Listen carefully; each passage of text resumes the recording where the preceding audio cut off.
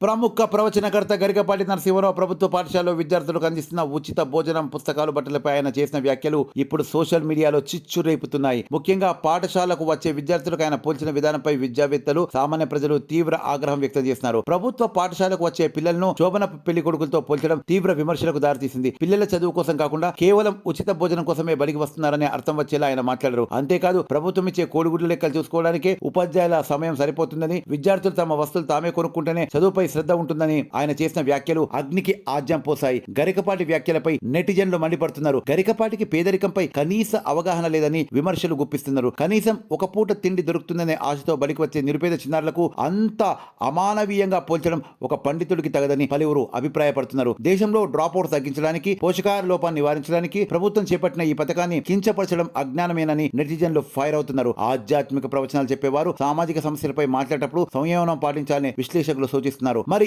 ఈ వివాదంపై గరికపాటి వివరణ ఇస్తారో లేదో చూడాలి. మరి గరికపాటి చేసిన ఈ వ్యాఖ్యలపై మీ అభిప్రాయం ఏంటి? మరిన్ని అప్డేట్స్ కోసం చూస్తూనే ఉండండి మీ ఖ్యాతి కనెక్ట్స్.